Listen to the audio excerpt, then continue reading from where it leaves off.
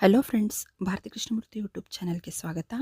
Dhurandhar the revenge ಈ cinema ಶುರುವಾದಾಗ ಭಗವದ್ಗೀತೆಯ ಒಂದು ಶ್ಲೋಕ ತೋರಿಸ್ತಾರೆ. ಸೋಲಿರಲಿ ಗೆಲುವಿರಲಿ, ಯುದ್ಧದಲ್ಲಿ ಹೋರಾಟ ಮಾಡುವುದೊಂದೇ ಕರ್ತವ್ಯ ಎಂದು ಹೇಳಲಾಗಿದೆ. ಹಮ್ಜಾ ಪಾಕಿಸ್ತಾನ್ ಸೇರಿ ಅವರ ಪ್ಲಾನ್ ಹೇಗೆ ಡಿಫ್ಯೂಸ್ ಮಾಡ್ತಾನೆ ಅನ್ನೋದನ್ನ ಇಲ್ಲಿ ತೋರಿಸಿದ್ದಾರೆ. ಆದ್ರೂ ಕೂಡ ತಾಜ್ ಅಟ್ಯಾಕ್ ತಡೆಯಲಿಕ್ಕೆ ಆಗಿರಲಿಲ್ಲ. ಪಾಕಿಸ್ತಾನದ ಟೆರರಿಸ್ಟ್ಗಳಿಂದ ಹೋದ ಭಾರತೀಯರ ಪ್ರಾಣಕ್ಕೆ ಸೇಡು ತೀರಿಸಿಕೊಳ್ಳುವ ಕಥೆಯೇ ಈ ಚಿತ್ರ. ಒಂದು ಕಡೆ ಗಲ್ಫ್ ರಾಷ್ಟ್ರಗಳಲ್ಲಿ ಈ ಸಿನಿಮಾ ರಿಲೀಸ್ ಆಗಿಲ್ಲ.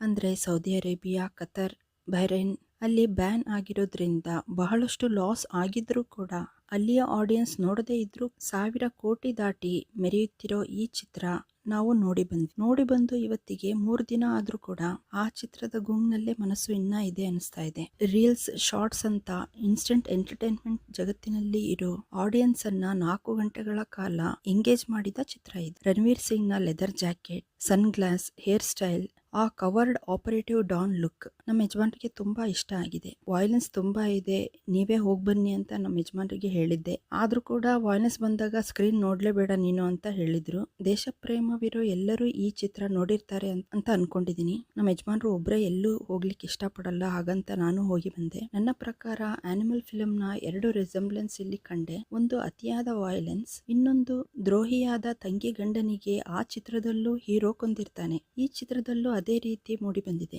ದೇಶ ಕಾಯೋ ಸೈನಿಕರ ಕಷ್ಟ ಒಂದು ತೂಕ ಆದ್ರೆ ಸ್ಪೈ ಗೂಢಾಚಾರಿಗಳದ್ದೇ ಒಂದು ತೂಕ.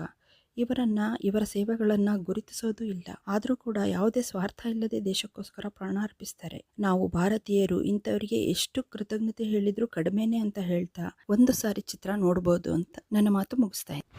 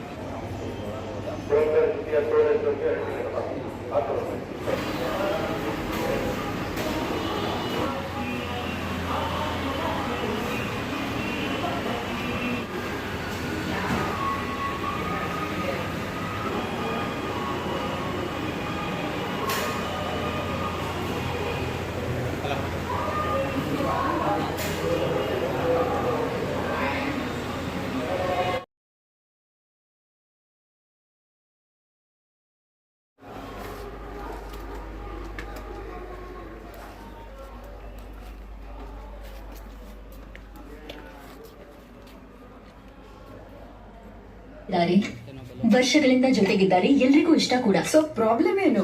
ಪ್ರಾಬ್ಲಮ್ಸ್, ಗಮ್ಸ್ ನಲ್ಲಿ ಸ್ವೆಲ್ಲಿಂಗ್,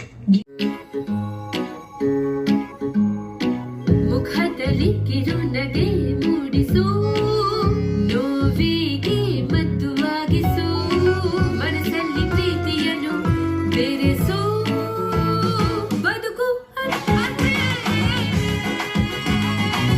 ವಿಶಾಲ್ನ ಲೇಟೆಸ್ಟ್ ಫ್ಯಾಷನ್ ನೊಂದಿಗೆ ಒಳ್ಳೆಯದನ್ನು ಮಾಡಿ ಒಳ್ಳೆಯದಾಗಿ ಕಾಣಿ.